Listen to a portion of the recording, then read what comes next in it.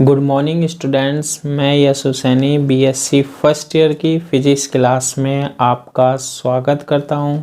आज की क्लास में हम डिस्कस करेंगे किसके बारे में, डिटेल में सरल लोलक के बारे में, यानी कि सिंपल पेंडुलम के बारे में। ठीक है, और इसके लिए हम क्या निकालेंगे, आवर्तकाल के लिए, टाइम ऑफ पीरियड के लिए हम क्या निकालेंगे, फॉर्मूला निकालेंगे। तो सरल लोलक देखेंगे क्या होता है, सिंपल पेंडुलम क्या होता है हमारे पास, सिंपल पेंडुलम, और इसके लिए हम क्या निकालेंगे, फॉर्मूला निकालेंगे आवर्तकाल का। तो देखो, आवर्तकाल का फॉर्मूला निकालने के लिए सबसे पहले आवर्तकाल क्या होता है, सरल लोलक क्या होता है और उसका आवर्तकाल क्या होगा, वो ही डिस्कस करना है। तो देखो, एक हम क्या ले लेते हैं, ये एक दृढ़ आधार ले लेते हैं। हम ले लिया दृढ़ आधार, जैसे कील है। इससे हमने क्या किया, एक धागा लिया जिसकी जो लेंथ है ना, लंबाई जो है ना, वो मैंने मान ली कितनी है, L है। और इसके दूसरे सिरे पर मैंने क्या लटका दिया, एक पिंड लटका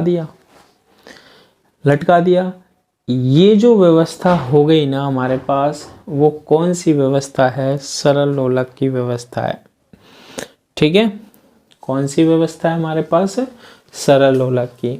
तो सरल लोलक क्या होता है, एक क्या लेते हैं हम, दृढ़ आधार लेते हैं, जैसे कील, एक दृढ़ आधार लेते हैं और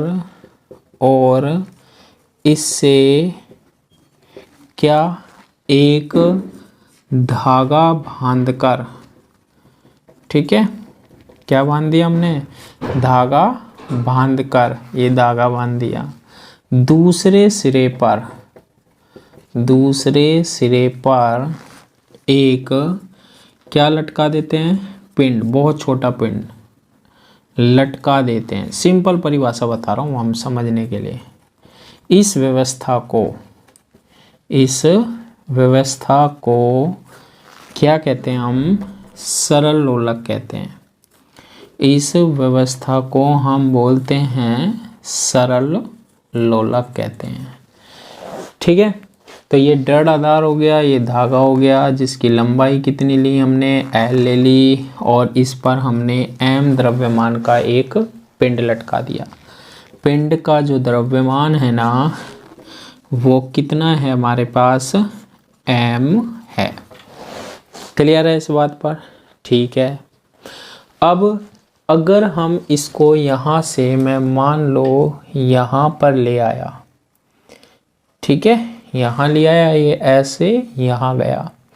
अब ये जब यहाँ पर गया, ये पिंड, मान लो ये कितने कोण पर गया, थीटा कोण पर गया। कितना कोण पर गया, थीटा कोण पर गया। बाकी आप इसे और भी दूर ले जा सकते थे। ये कोण मैंने मान लिया और भी ज़्यादा था हमारे पास, अधिकतम कोण मान लिया मैंने कितना है, थीटा 0। मैं तो केवल ये कंसीडर कर रहा हूँ कि कितने कोण पर लाया मैं, थीटा कोण पर। अब जैसे ही हम इसको छोड़ेंगे ना, तो ये वापस इस पर प्रत्यानयन बल लगेगा और ये इधर आएगा, फिर दूसरी ओर जाएगा, फिर इधर आएगा, फिर इधर जाएगा, और ये कौन सी गति करेगा, कौन सा मोशन करेगा, ये सरल आवर्त गति करेगा। ठीक है, तो जब ये कार्य कर रहा है ना, ये पिंड ऐसे गति कर रहा है ना, यहाँ से यहाँ जा रहा है ना, तो इस पर कौन कौन से बल लग रहे हैं ना, उसका मान हम यहाँ पर क्या करते हैं, निकालते हैं। तो देखो, ये कोई पिंड है, हवा में है, इस पर कौन सा बल लगता है, नीचे की ओर, हम जानते हैं पृथ्वी खींचती है, वो बल होता है mg। कितना होता है वो फोर्स, कितना होता है जो हमारे पास गुरुत्वीय बल लगता है, W बराबर mg। तो W बराबर mg से इस पिंड को क्या कर रही है, ये खींच रही है पृथ्वी नीचे। जो कि हम यहाँ से यहाँ ले गए, गुरुत्वाकर्षण तो लगेगा ना, तो ये mg बल कहाँ लग रहा है, नीचे की ओर। ठीक है, अब देखो होगा क्या, इस रेखा को मैं आगे बढ़ाता हूँ, ठीक है, एक तो ये, और इसके लंबवत मैंने एक रेखा ये बना ली। अब देखो एक ही रेखा पर कोण क्या होता है, सेम, तो ये कोण कितना बन रहा होगा, थीटा। और मैंने आपको बताया था कि जैसे अगर ये बल है जिसके साथ कोण बनाता है वो तो होता है एफ कोस थीटा, और दूसरा जो घटक होता है ना बल का वो क्या होता है, एफ साइन थीटा। तो यहाँ पर हमारे पास क्या है, थीटा कोण पर बल लग रहा है, तो यहाँ पर लगेगा एम जी कॉस थीटा, और इस दिशा में जो बल लग रहा है ना एम जी साइन थीटा लगेगा। ठीक है, ये ऐसी कंडीशन बन रही है, एक ये और एक ये, एक ये और एक ये, बीच में कौन क्या बन रहा है, ये थीटा। तो ये एम जी कॉस थीटा हो गया, यानी एम जी साइन, यानी कि यहाँ इस दिशा में तो बल लग रहा है एम जी, यहाँ लग रहा है एम जी कॉस थीटा, और इस दिशा में लग रहा है एम जी साइन थीटा बल लग रहा है। इस तरीके से हम बल को किस में तोड़ लेते हैं, घटकों में तोड़ लिया। अब ये जो एम जी साइन थीटा बल है ना, यही देखो इस विपरीत दिशा में लग रहा है, जो इसको कौन सी स्थिति में लाने का प्रयास करता है, वापस पहले वाली स्थिति में लाने का प्रयास करता है। इस बल को ही हम प्रत्यानयन बल बोलते हैं। तो सरल आवर्त गति अगर सरल लोलक कर रहा है ना, तो उस पर प्रत्यानयन बल कौन सा काम करता है, गुरुत्वीय बल ही करता है। और गुरुत्वीय बल का कौन सा मान, एम जी साइन थीटा। यही बल इसे कहाँ ला रहा है, पीछे की ओर ला रहा है। हाई बात समझ में, सिंपल इजी भाषा में यही बल जो है इसको पीछे की ओर लाता है। कौन सा घटक बल का, एम जी साइन थीटा। तो हम यहाँ पर लिखेंगे गति के विपरीत दिशा में, गति के विपरीत दिशा में कौन सा बल लगता है, एम जी साइन थीटा। कौन सा बल लगता है, एम जी साइन थीटा बल लगता है, एम जी साइन थीटा बल लगता है। और यही बल हमारे पास क्या होता है, प्रत्यानयन बल होता है। यही बल होता है हमारे पास, कौन सा, प्रत्यानयन बल होता है। तो यहाँ जो प्रत्यानयन बल होगा ना वो क्या होगा, जो इसको वापस ला रहा है यहाँ से यहाँ, वो F बराबर से एम जी साइन थीटा होगा। और कैसा होगा, माइनस का होगा। कैसा होगा, माइनस का होगा।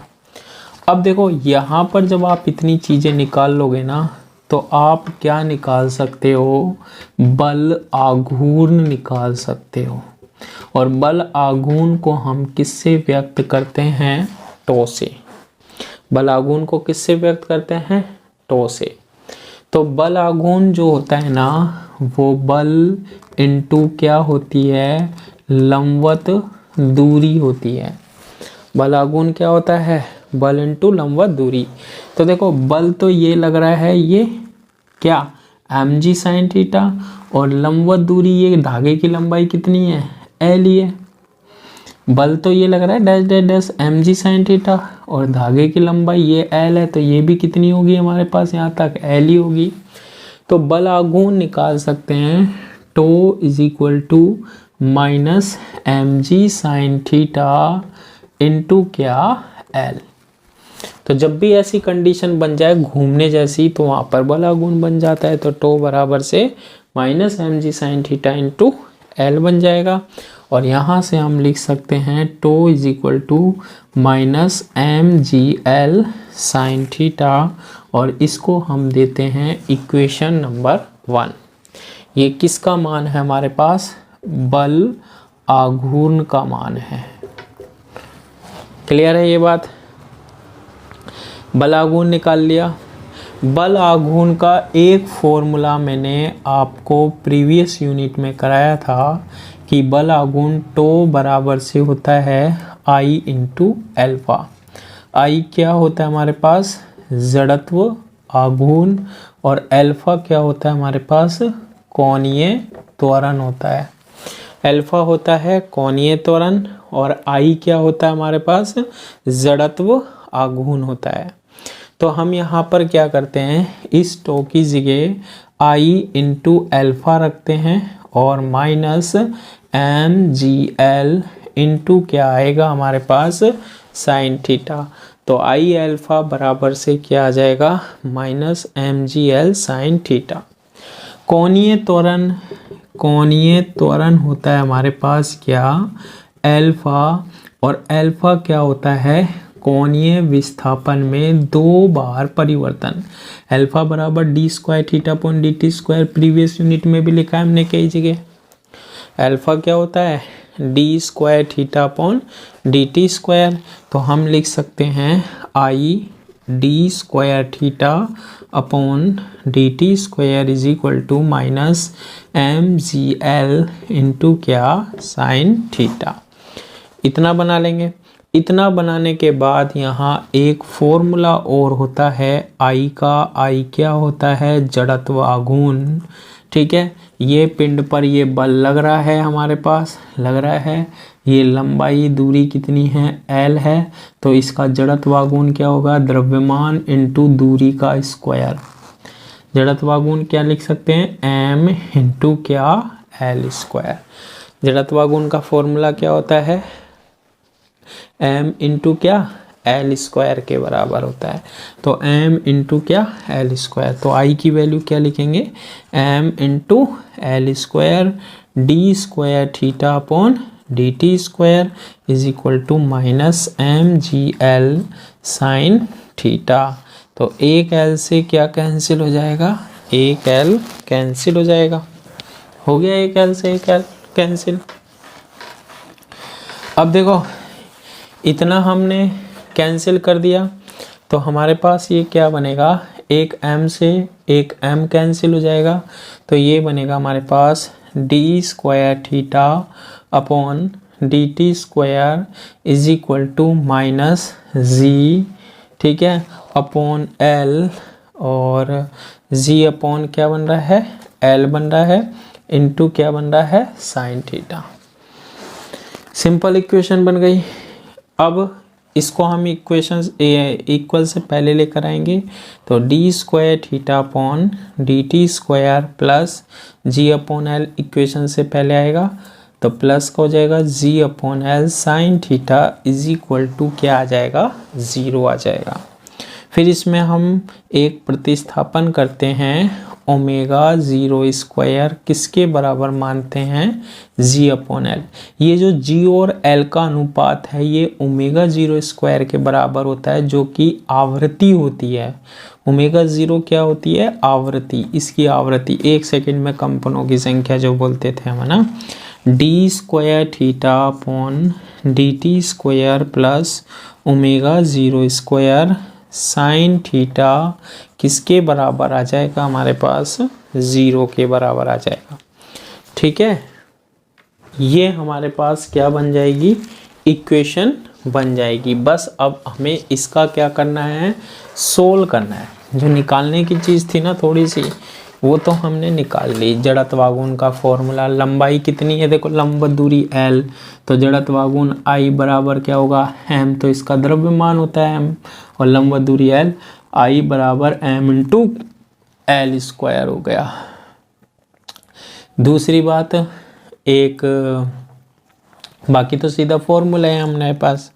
तो ये इक्वेशन बन गई थी हमारे पास, D square theta upon D T square plus omega 0 square sine theta बराबर 0। अब इस इक्वेशन को हमें क्या करना होगा, सोल्व करना होगा। इसको सोल्व करने के लिए मैं D theta upon D T से क्या करता हूँ, गुना कर देता हूँ।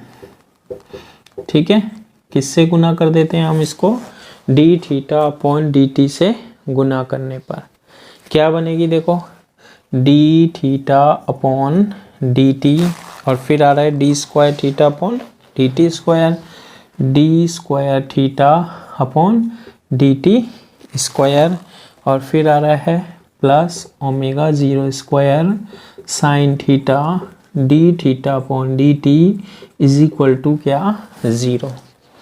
ऐसे बन जाएगा, बिल्कुल बन जाएगा।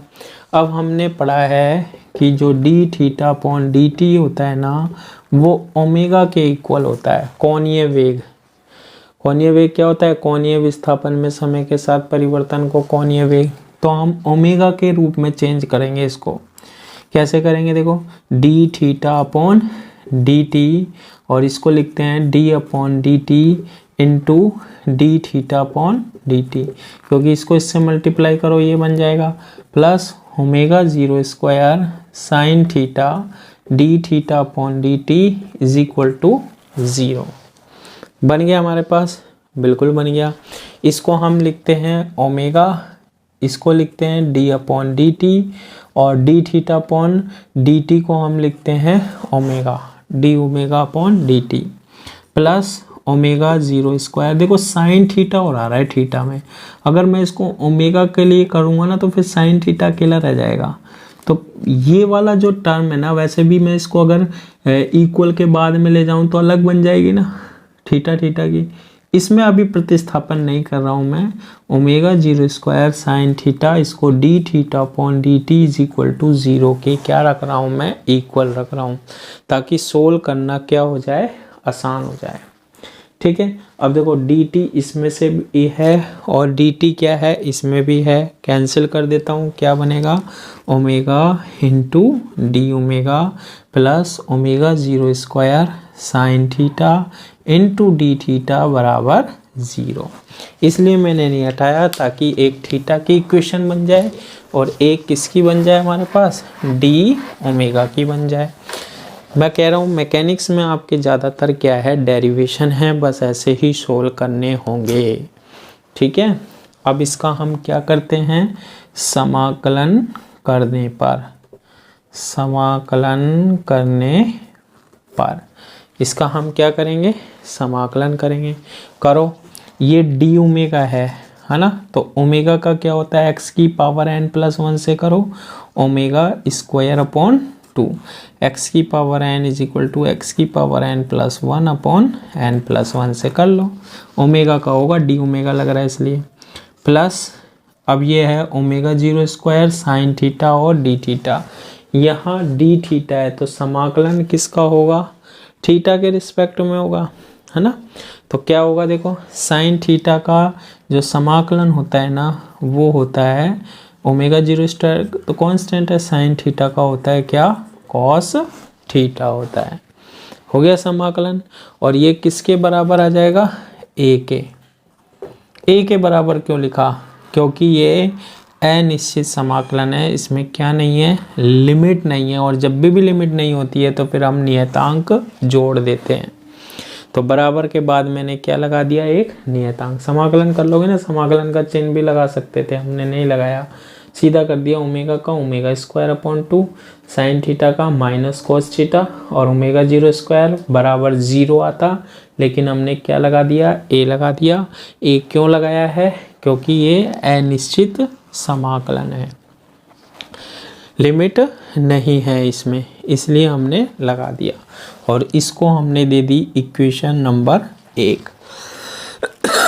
ठीक है, ऐसे दे दोगे आप। अब इसमें एक कंडीशन लगाओ, क्या, कि जब थीटा बराबर से थीटा 0 हो तो जो हमारे पास ओमेगा होता है ना, क्या होता है, ओमेगा होता है ना, वो 0 होगा, ओमेगा 0 होगा। क्यों होगा समझना, जैसे ये हमारे पास दृढ़ आधार था, ये है ना, इसमें हमारे पास ये था, यहाँ पर हमारे पास विस्थापन क्या था, थीटा। अगर मैं इसको मैक्सिमम ले जाऊँ, यहाँ तक मैक्सिमम ले जाऊँ, या हम इसको यहाँ तक ले जाएं, ऐसे मान सकते हो, इसको यहाँ से मैंने यहाँ तक ले गया थीटा 0 तक, ये अभी स्थिर है ये, इसको जब हम छोड़ते हैं ना, धीरे धीरे धीरे धीरे धीरे गति करता है, जब आता है ये किसी कोण थीटा पर। तो जब थीटा की वैल्यू थीटा 0 थी ना, तो ये पिंड मान लो स्थिर था ये, और जब स्थिर होगा तो कोणीय विस्थापन थीटा में कोई परिवर्तन नहीं होता है, इसलिए ओमेगा क्या वैल्यू रखते हैं हम, 0 रखते हैं। आई बात समझ में, ओमेगा की वैल्यू 0 क्यों रखते हैं, दोबारा सुनो, ओमेगा की वैल्यू 0 क्यों रखते हैं। ये हमारे पास क्या है, एक दृढ़ आधार है, इससे मैंने एक धागा लटकाया और इस पिंड को मैं यहाँ पर ले गया। ये कितने कोण पर है, थीटा 0 कोण पर है, और ये अभी क्या है, स्थिर है। क्या है, ये स्थिर है। अगर कोई वस्तु स्थिर होगी तो उसका कोणीय वेग कितना होगा, 0 होगा। क्लियर है। तो अभी ये रुकी पड़ी है, जैसे ही हम इसको छोड़ देते हैं ना, तो ये जब गति करती है तो यहाँ से यहाँ आती है, तो वो कोण कितने पर आती है, थीटा पर। तो प्रारंभ में ये मानना है जब कोण थीटा 0 बन रहा है ना, ये स्थिर है, इसलिए ओमेगा की वैल्यू क्या है, 0 है। ये प्रारंभ की स्थिति मानिए, मान लोगे। अगर ये मान लेंगे तो ओमेगा यहाँ रखेंगे 0 माइनस ओमेगा 0 स्क्वायर, और थीटा की जगह क्या होगा, थीटा 0 इज इक्वल टू क्या, a, और a का मान हम किस में रखेंगे, a की वैल्यू समीकरण 1 में रखने पर, और समीकरण 1 में रखेंगे तो क्या बनेगी, देखो ओमेगा स्क्वायर अपॉन 2, ये लिमिट कंडीशन लगानी पड़ती है, ध्यान रखना, omega square upon 2 omega 0 square into cos theta, और a की वैल्यू कितनी है हमारे पास, वो भी लिख लेते हैं। a की वैल्यू हमारे पास कितनी आई है, माइनस आई है ना, यहाँ से देख लो ना, इसमें जब हमने वैल्यू रखा तो a की वैल्यू ये आई है, और अभी से a का मान 0 का तो कोई वैल्यू नहीं है, a का मान इसी समीकरण में वापस रख दो, माइनस ओमेगा 0 स्क्वायर, और क्या आ रहा है, कॉस थीटा 0 आ रहा है। आया या नहीं आया, आ गया। यहाँ से ओमेगा स्क्वायर अपॉन 2 की वैल्यू क्या आएगी, इसको इक्वल के बाद ले जाओ, ठीक है, इसको हम किसके बाद ले जाते हैं, इक्वल के बाद ले जाते हैं। ओमेगा का मान थीटा बराबर थीटा 0 पर आया था, लेके गए इसको, कैसा हो जाएगा, ये प्लस का ओमेगा 0 स्क्वायर कॉस थीटा, और ये माइनस का है ही ओमेगा 0 स्क्वायर कॉस क्या, थीटा 0। बन जाएगी ये इक्वेशन, बिल्कुल बन जाएगी।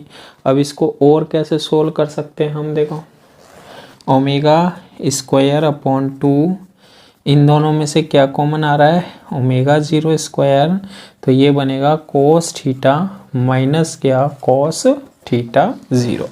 तो ओमेगा 0 स्क्वायर हमने इसमें कॉमन ले लिया। अब मैथ में आपने फॉर्मूला पढ़ा है, कोस थीटा बराबर होता है 1 minus 2 sine square theta by 2 के, होता है या नहीं होता।